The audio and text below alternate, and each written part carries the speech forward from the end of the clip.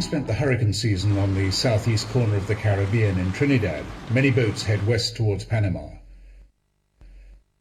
The leper colony island of Shakashikari is only a couple of hours from Trinidad and provides a wonderful anchorage with opportunities to explore.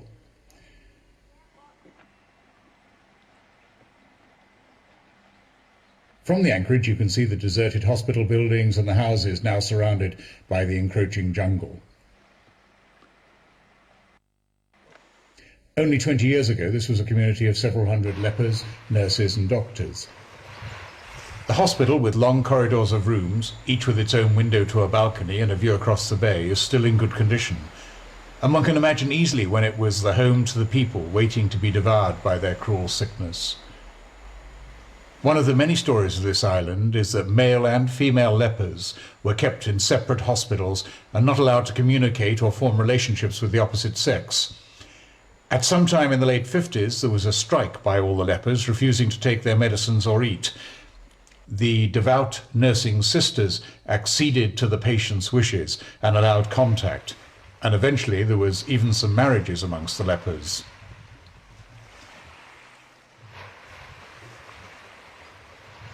Up on the hillside above the hospital, a small cemetery for the nuns who devoted their lives to the lepers of Shakashikari has had the undergrowth removed and remains a memorial to the women who devoted their lives to helping the sick. The nuns were nearly all from Catholic orders based in France or Belgium, and one or two of the retired women chose to come back to Shakashikari to die and be buried here. There are two theories as to why the leper colony was suddenly deserted, almost overnight, by both patients and nursing staff. The first is that when a cure for leprosy was found, there was no reason for the island colony to continue, so everyone just packed up and left. The other is that the colony simply ran out of money. The finances needed to run the generators, purchase food and medicine simply stopped being forthcoming, and in spite of the best efforts of the French nursing sisters to raise sufficient funds, the colony went bankrupt and they had to ship everybody back to Trinidad.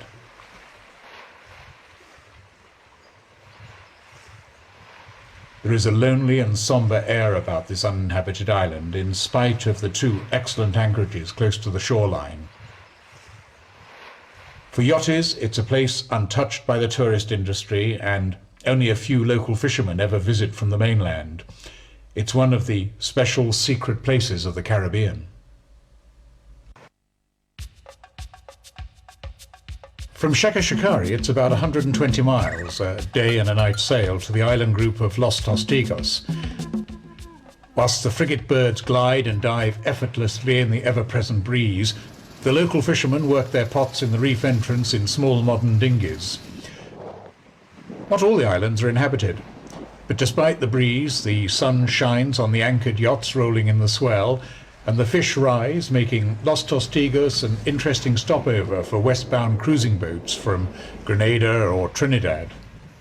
Power boats frequently visit from the Venezuelan mainland to purchase the locally caught lobster and crabs before setting out in search of bigger game.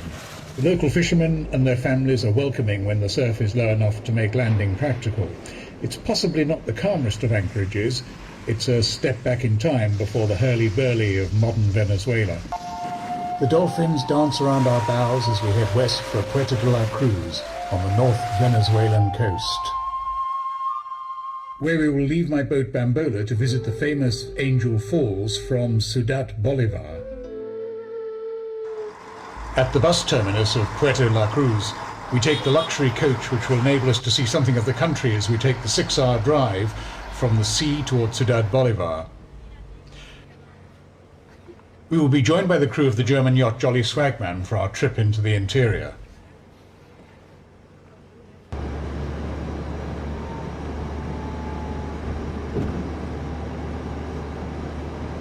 The difference with Trinidad and the West Indies is that all things Spanish reign here, and the scenery looks like something from a cowboy film.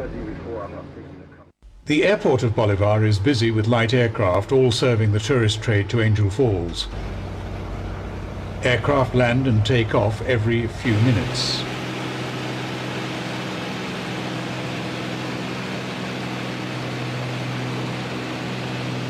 After flying past the Orinoco River towards the Nature Reserve Airport, We pass over the rivers close to the base camp before approaching the excellent airstrip carved out of the jungle.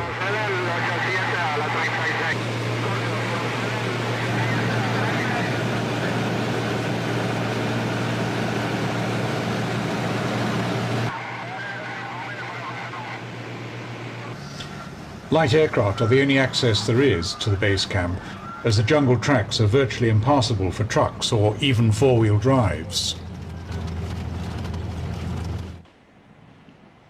The traditional Orinoco river canoes are now powered by 40 to 60 horsepower outboard engines, but the guides still have paddles.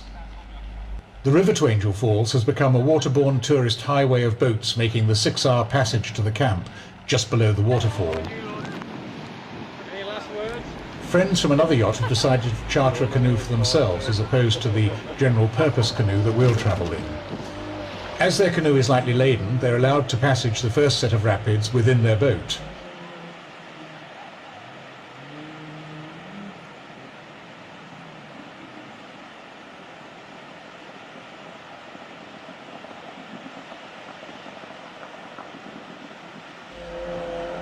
On our arrival at the nature reserve, we've been warned that the rapids are very shallow at the moment, and sometimes we may have to get out of the canoes and walk.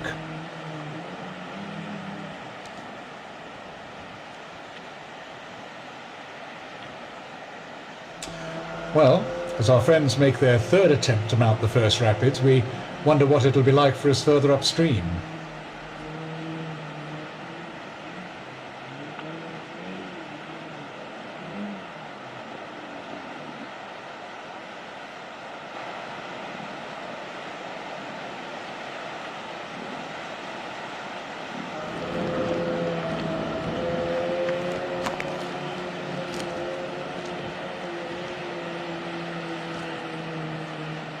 This fourth run has an air of desperation about it, but this time they find the channel, more or less.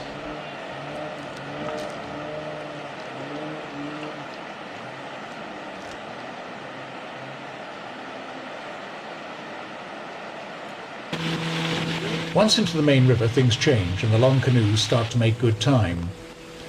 The distant views of the high plateau, which forms the catchment basin for Angel Falls, are spectacular. And even from 10 miles away, it is impressive.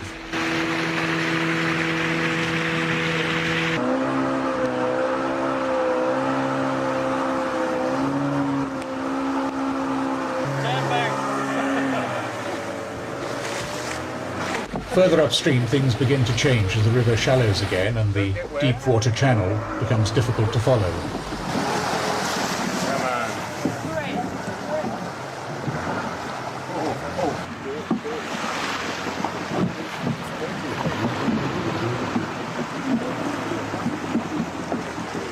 For the next 4 hours, we spend more time pushing our canoes up the rapids than we do enjoying the scenery. The canoe is extremely heavy, and several of us suffer badly cut feet and bruises on the stony bottom. It's more like an outward bound training course than a tourist activity.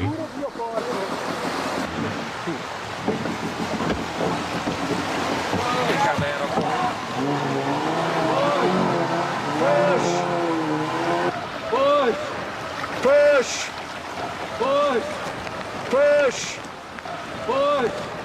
Push!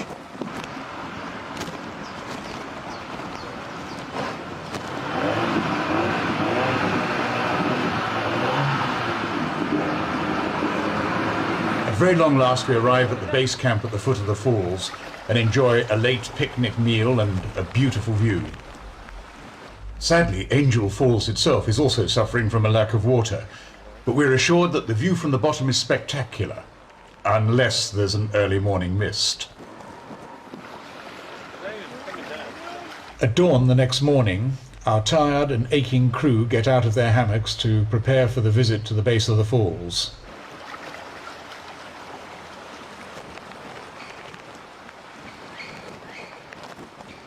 Because the base camp was overbooked, there was no room for us in the shelter. We had to sling our hammocks between a couple of trees on the edge of a clearing and spend the night wondering what animals inhabited the jungle. The hour-and-a-half trek through the jungle to the base of the waterfall would have been lovely had we not been so bruised and tired by the previous day spent pushing the canoe. At long last, Angel Falls. Well, the base of Angel Falls. As we look up, we see only the early morning cloud and mist. The guides won't let us wait until the sun burns it off, as the trip downriver will take many hours, and we would then miss our aircraft back to Ciudad Bolivar.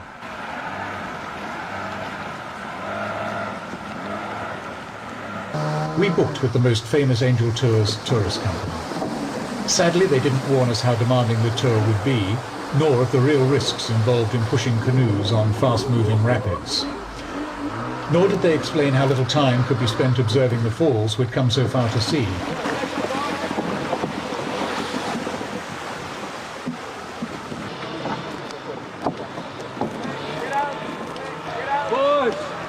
Push! Push! To be fair to the tour operators, January is too late in the season to really enjoy Angel Falls. October or November are really the latest time. Back at sea, Jolly Swagman decide to head north for Antigua and then back to the Mediterranean, whilst we continue heading westwards towards the island of Tortuga.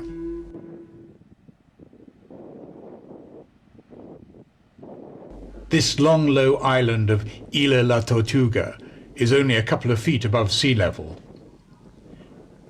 Possibly not the most beautiful island in the Caribbean, nonetheless, with the cool breeze, it's a respite from the excesses of mainland Venezuela.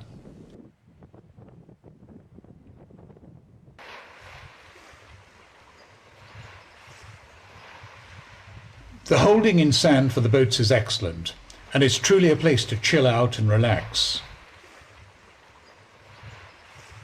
It's a nature reserve and impossible to get to without your own boat. And for some, the stunning beaches and clear blue waters make a perfect holiday destination. The island itself has only a few visiting fishermen, but it is home to pelicans and other seabirds, as tourists are simply not allowed to visit this idyllic place.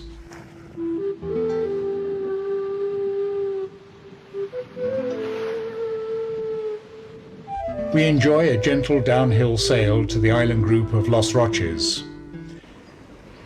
It's a group of some 50 or so islets and islands, offering visiting tourists from the mainland a small airport, hotels and sightseeing trips. The main island of El Grande Roque offers snorkeling and excellent diving.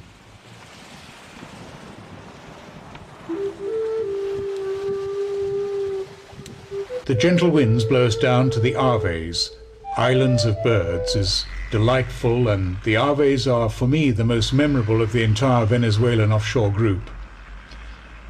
Untouched by man, this beautiful, natural, wonderful reserve island is preserved intact.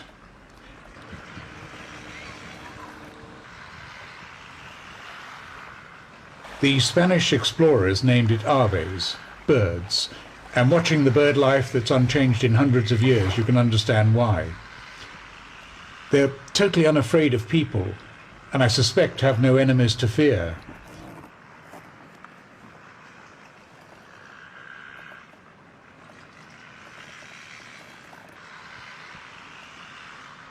They play endlessly in the wind and sun without a care in the world. In spite of the detritus of man washed up on the beach, around my feet the little black lizards also fear nobody.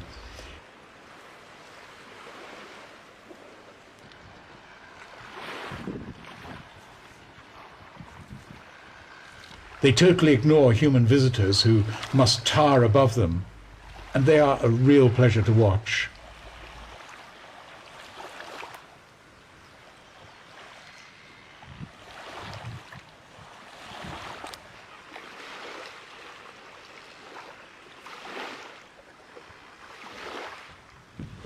After a couple of days here, we head off to the famous ABC Islands, the first of which is Bonaire.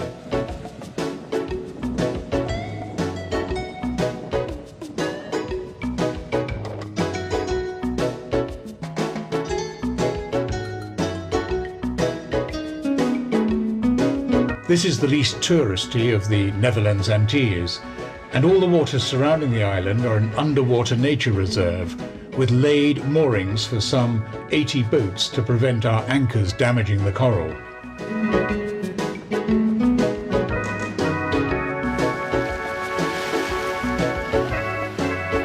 Europeans first came to Bonaire in 1499, when Americo Vespuccio and Alonso de Oida first discovered the island and claimed it for Spain. Sadly, the Spanish enslaved all the inhabitants and shipped them off to Hispaniola to work on the plantations and left the island virtually uninhabited.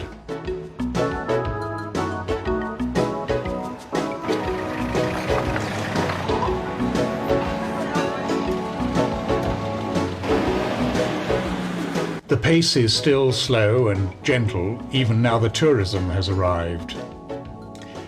It's a very popular destination, although the lifestyle is slower and less commercial than its bigger neighbours, Curaçao and Aruba.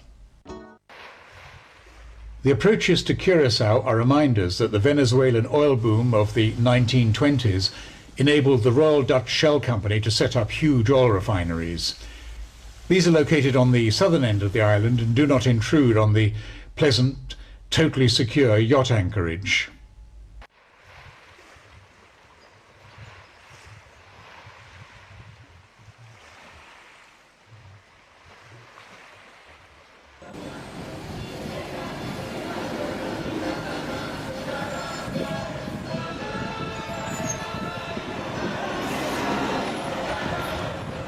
The somewhat old-fashioned buses run regularly from the yacht harbour to the capital city of Willemstad, complete with its in-bus entertainment.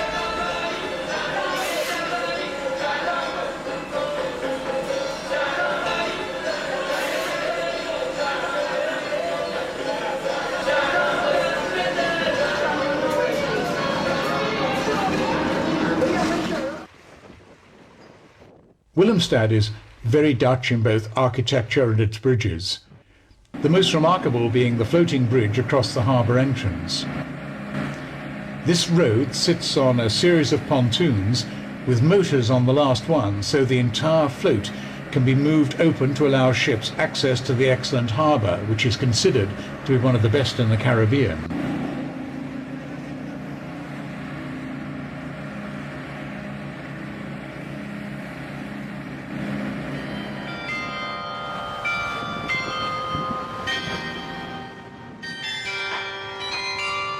The main streets have an Afro-Caribbean flavour to them, but many local people are descended from the original Amerindian Arawaks who originally inhabited these islands.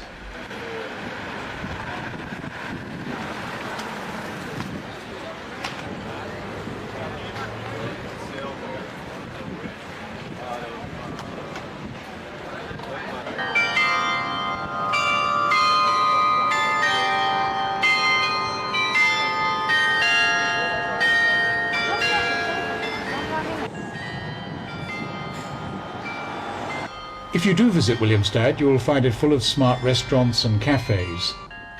But, in my opinion, there's only one place to eat the fresh fish locally caught.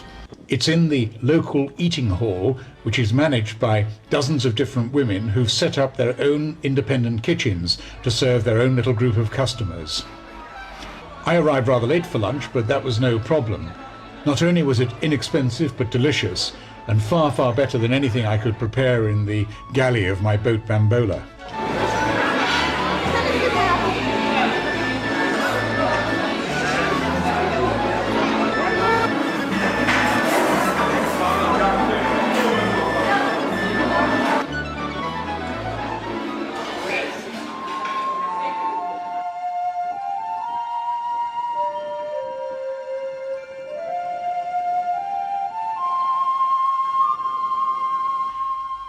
Aruba is the most important island of the three ABCs.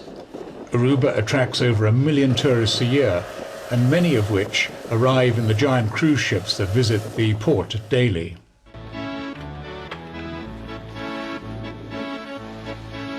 Because of the high winds, we've been allowed into the commercial harbour to berth alongside, which makes visiting the town a short walk through the busy ship terminal. Each day, thousands of tourists stream ashore in order to visit the delights of the busiest place we've encountered since leaving mainland Venezuela.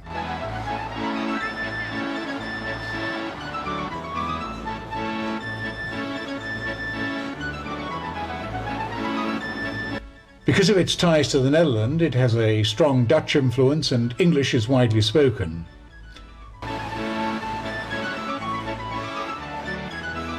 It is an interesting and different destination for yachts waiting to make the frequently stormy passage to Panama, which we made in the company with our friends in the sailing yacht Pax. If you leave like we did after the Christmas winds have started, you'll certainly have a lively trip. After leaving Aruba, we kept to the north and only encountered 30 to 35 knots. Both Graham and Anne in Pax are experienced sailors and enjoyed the fast downwind sail to Colon, the gateway to the Pacific Ocean for westbound yachts. Colon is the town on the north side of the Panama Canal. We arrive at dawn and anchor on the flats with the other sailing boats waiting to transit the canal. The yacht anchorage of Colon is a busy industrial area. It's where you get your paperwork completed and arrange for your canal transit with the Panama Canal authorities. The charge for a boat under 50 feet is $500 US, plus a deposit of $800, refundable months later, unless you have an engine breakdown and need a tow. The Colon Yacht Club with its small marina is a haven for all the boats. Here you can hire the 4 125-foot, 1-inch thick lines you need for the locks, and it's also a place to find a crew. A minimum of 4 line handlers plus the skipper is required for each boat. Most people find crew from other yachts who want to do the trip once in someone else's boat before risking their own.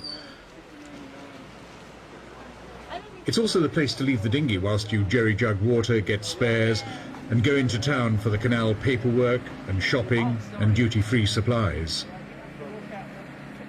From Colon Bus Terminal, which is a short walk from the yacht club, you can get the coach into Panama for electronic goods and sightseeing.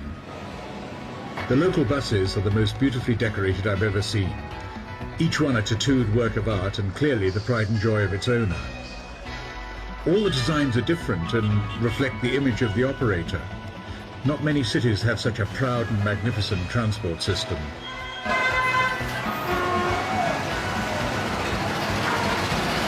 Colon has its crime problems, but provided you avoid the poorer areas, where tourists are not welcome anyway, it appears to be perfectly safe. Organising the transit yourself gives a splendid opportunity to visit the offices in the delightful old turn-of-the-century buildings.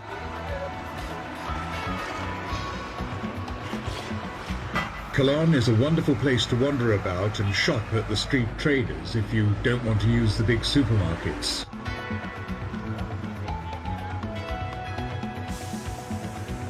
It takes a couple of days to arrange the canal transit and fill in the various forms to arrange the yacht inspection. Some people use an agent, but it's not really necessary. The use of your credit card for making the payment and deposit at the nominated bank is all that's required. The officials are very helpful once you've located them. If you can't find it in Colon, then Panama City is only a couple of hours away.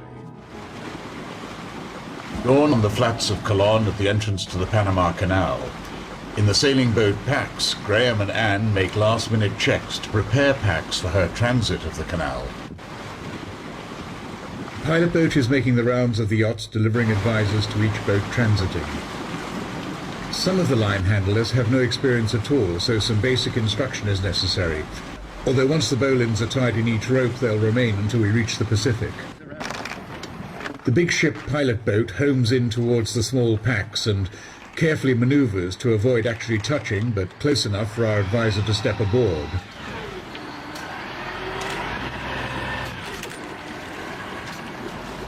We up anchor so that we may get underway and head towards the first lock.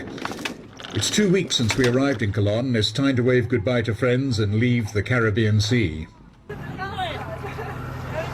Lots of preparations, including extra fenders, 4 125-foot mooring lines, and finding 4 line handlers and completing the paperwork has gone into this day.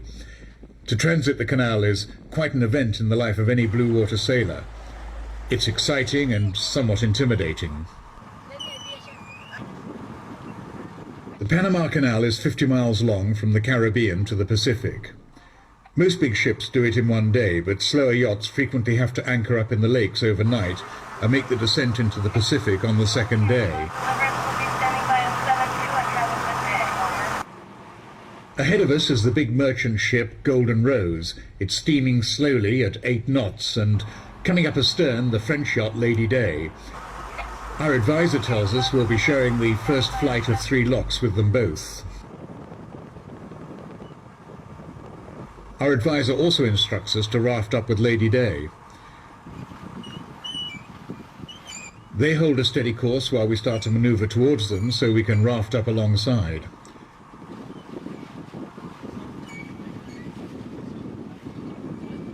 Not all that easy with the swift-flowing current and gusty breeze.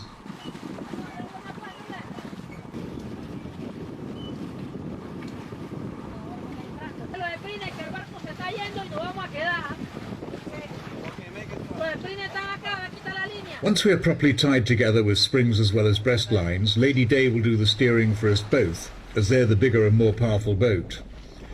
Pax will lock her helm amidships, but continue to run her engine ahead to provide ample steerage way. Gattam Lock is right ahead, and the French skipper of Lady Day helms for both boats, giving Graham the opportunity to relax with a well-earned early morning cup of tea. And our advisor chats away in Spanish to the advisor on Lady Day. Gattam Lock is divided into 3 chambers and will lift us 85 feet up to the lakes. A Panama Canal tug is tied up astern of the enormous Golden Rose, and our advisor tells us we're to tie up alongside the tug. This is not ideal, as the accident which sunk one yacht and dismasted 2 others happened from exactly this configuration. There's no choice in the matter, and the 2 yachts motor up to the waiting tug. Before all the mooring warps are secure, the giant gates of the lock start to close behind us. These locks were not designed for small boats, and everything about them is massive and heavily industrial.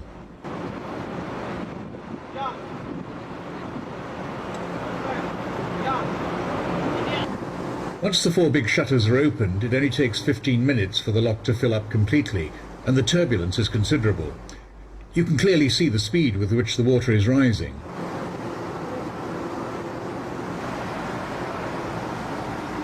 This was of course all designed to lift ships like Golden Rose quickly and efficiently. Our mooring lines are under considerable strain, and if a cleat pulls out or a line breaks, we would certainly have problems.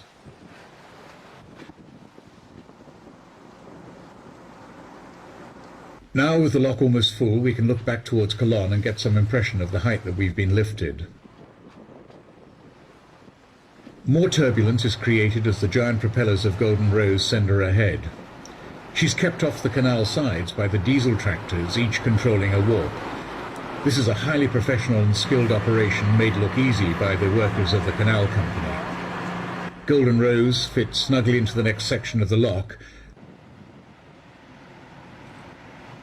and we cast off from the tug to motor ahead up to the next section of the lock system, where Golden Rose is waiting for us.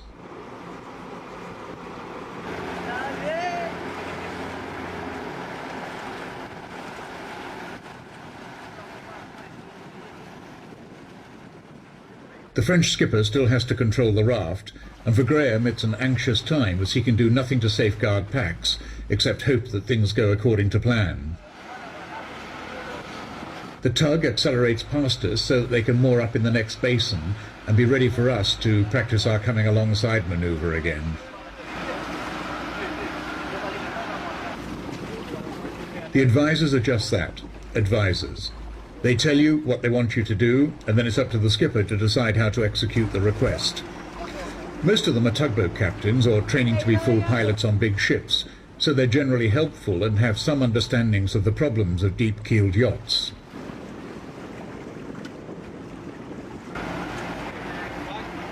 The second time doing anything is normally easier, and we're soon manoeuvring up alongside the tug.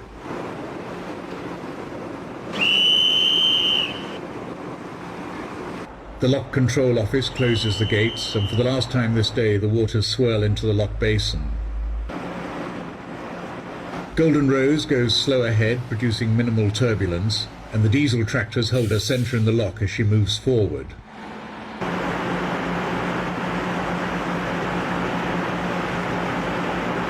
Some relief, we slip from our berth alongside the tug and head down the lock, following Golden Rose towards the lakes.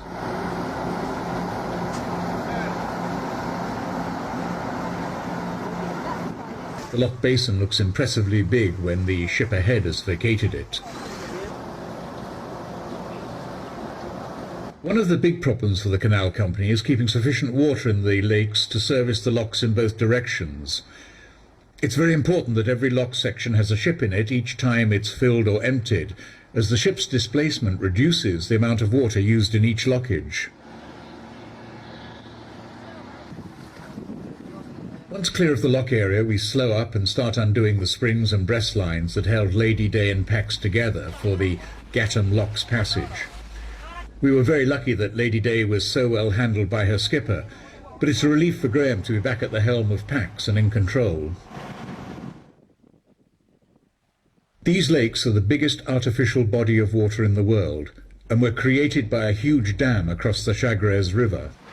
This is where the Caribbean-bound ships anchor, waiting for their pilots to board and to take their turn descending in the locks that we've just transited. Ahead of us is a 23-mile passage to the next set of locks. The lakes cover an area of over 160 square miles and have shallows and other hazards to be taken seriously. Anne has of course prepared lunch for the 3 line handlers and the advisor, as well as Graham, and everyone relaxes. We're directed to follow the canals buoyed in the American way of red right returning, which is slightly confusing for European sailors used to leaving red to port.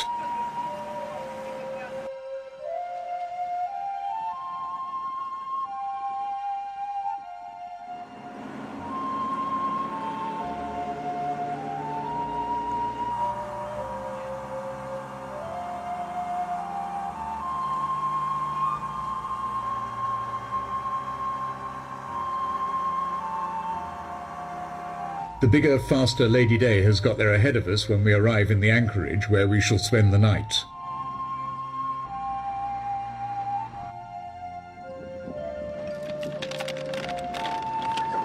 The crew lay the anchor as the pilot boat arrives to collect the advisors from both yachts.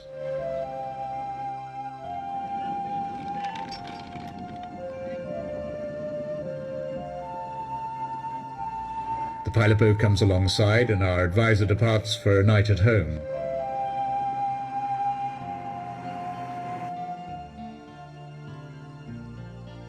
The first day of our Panama Canal passage has gone smoothly, and we hope the rest of the trip will be as successful.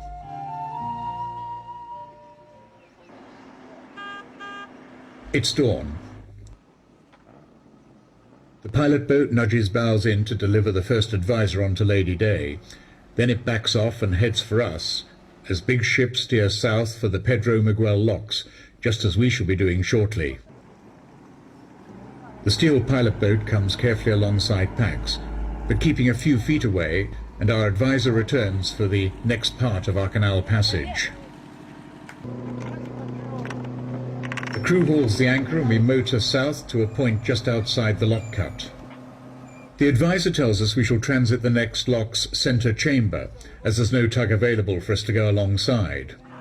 He tells Graham to head for a pontoon where Lady Day has already moored up alongside an American power boat that's heading into the Pacific. Once again we make fast to Lady Day. The 3 somewhat different craft will transit as a raft together in the centre of the locks. With the American power boat on her starboard side, we're on Lady Day's port side, securely held together by breast and spring lines.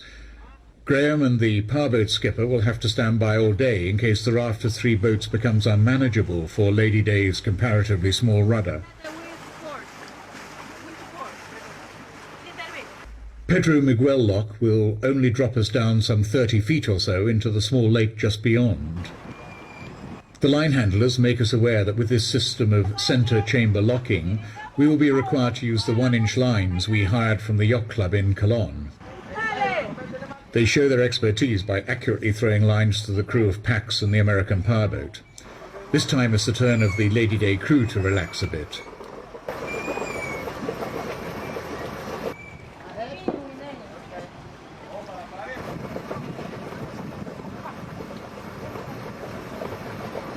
handlers now walk us to the end of the lock.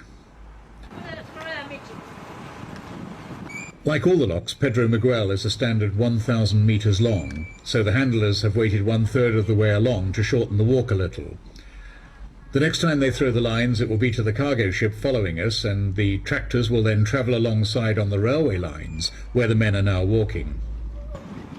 With this system, we enter the lock before the big ship does, and the intention is to get as close as possible to the lock gates, leaving room for the big ship to get in the lock and the gates close behind it. Hauling in our heavy mooring warps, the leading Pax Panama Canal man unties our knots and recovers his messenger line before dropping the first of our bowlines over a bollard. No one has been looking astern, and before we have all our lines fixed so that we may hold the boat exactly in the middle, the merchantman is coming up the lock. To the amusement of our advisor, who's seen it all before, we are concerned that it will stop in time. It's certainly impressive, not to say disconcerting, to be right under the bows of such a large ship whilst it's on the move. Once again, the control tower opens the shutters to let the water out of the chamber, and we quickly drop the 30 or so feet to the next level. This requires Pax's line handlers to carefully let out more and more warp as we get lower.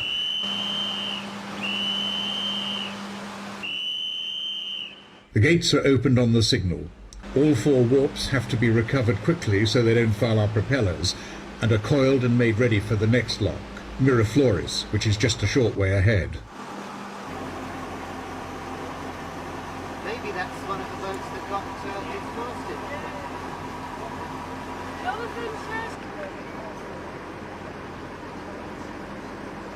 We pass the sad sight of the dismasted yacht that was damaged in the accident the previous week. The tug to which she was tied to in the lock with 2 other yachts came loose, and she was thrown under the counter of the ship ahead. She was the lucky one. 1 yacht sank. Our advisor warns Miraflores lock control we're on our way.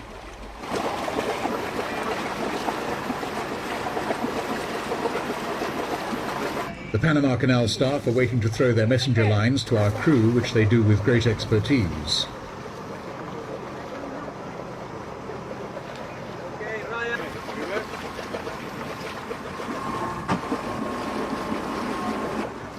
We arrive at the lock gates leading to the last chamber, and our mooring lines are placed over a bollard. And we haul tight to hold the raft in the middle and not let us float forward into the gates when the water is released into the compartment ahead.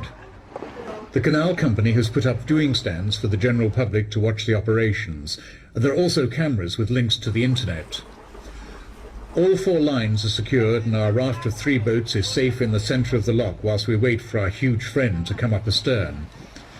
It's still an impressive and daunting sight to see such a large ship approaching, even though it's controlled by the diesel trains on either side.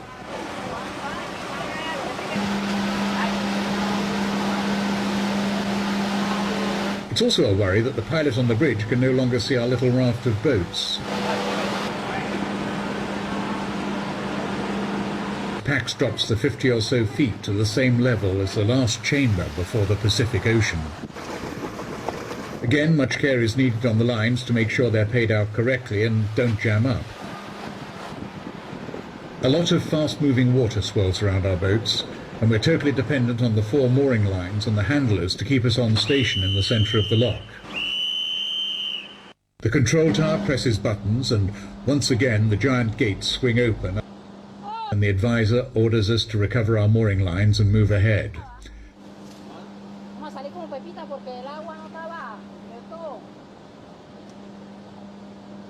Smiles of relief and achievement decorate the crew's faces. We're now on the Pacific Ocean side of the Panama Canal. For European yachties, this is the beginning of the great adventure. The raft slows up and we untie all the lines holding us together for the last time.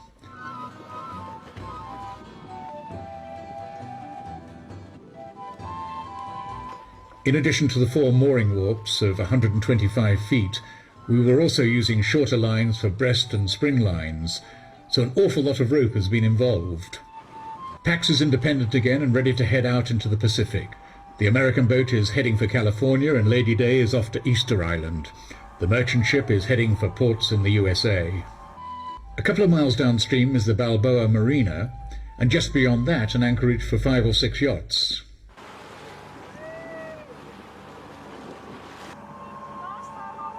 The very romantic Pacific Ocean beckons us all.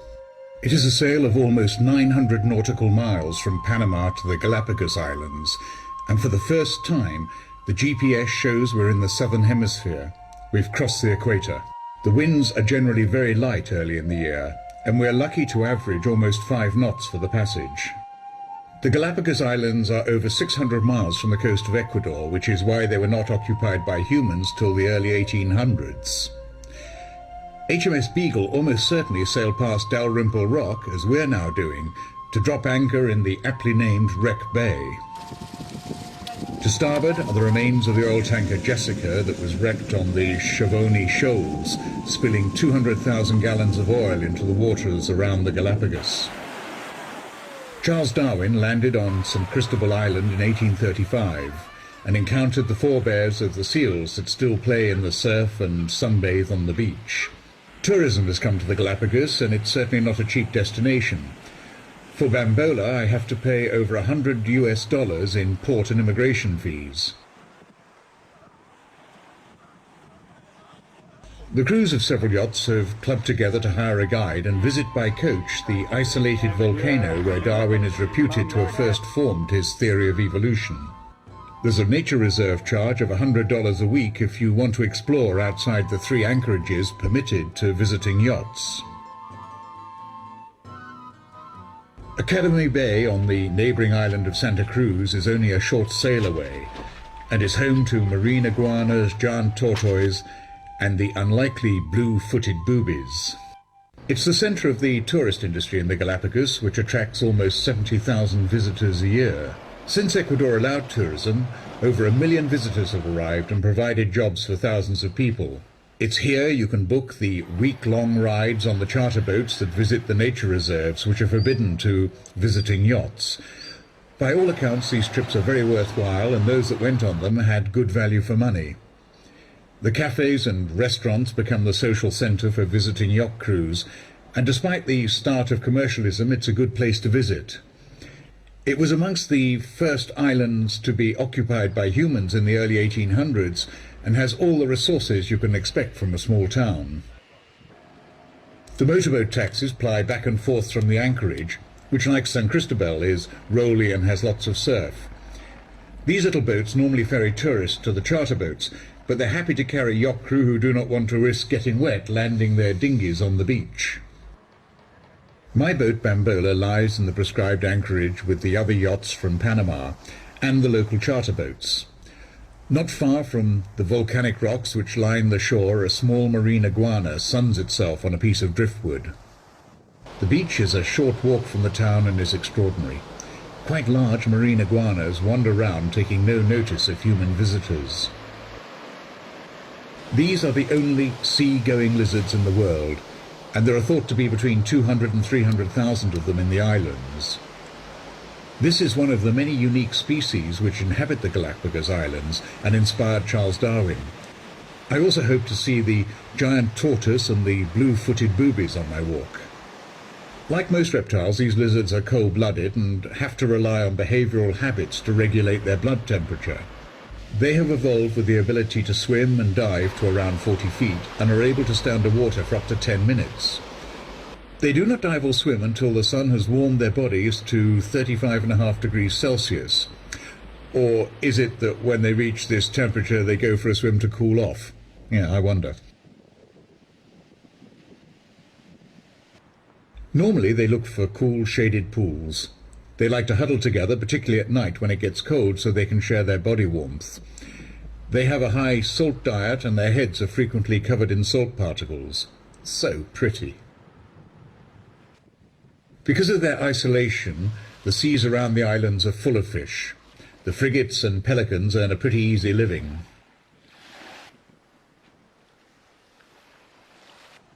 These finches are very special. They're probably descended from one type of ancestor. Due to their isolation on the different islands and food availability, they have evolved into 13 different types. There hops the theory of evolution.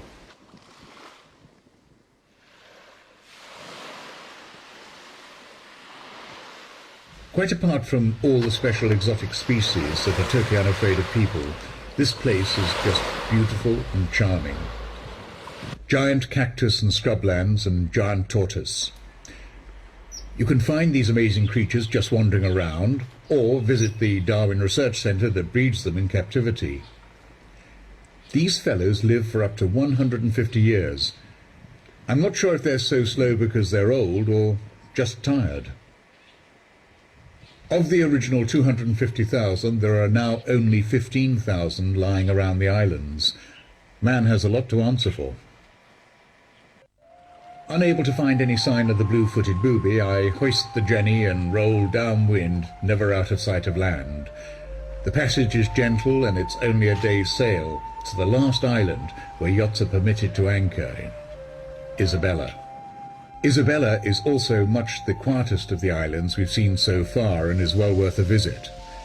It is the perfect jumping-off place for the 3,000-mile passage to the Marquesas Islands and the South Pacific.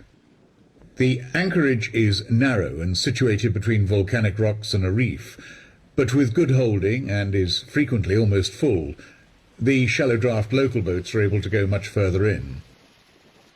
The island is home to fishermen and has a small village. The Galapagos sea lions are well aware when an easy meal is at hand and look forward to the setting of the fishing nets each day. The fishermen frequently put a man in the water to fix the nets to the rocky floor before the strong tidal stream starts to run. It's not just the sea lions that know the fish will be concentrated between the net and the rock. The pelicans and frigates also look forward to this daily opportunity of an easy meal. Once the swimmer is out of the water, it becomes a free-for-all. I dinghy across to the other side of the bay. I have still not seen the famous Galapagos blue-footed booby. And there they are, blue feet. Everywhere blue-footed boobies, and a strange shade of blue at that. But why blue feet?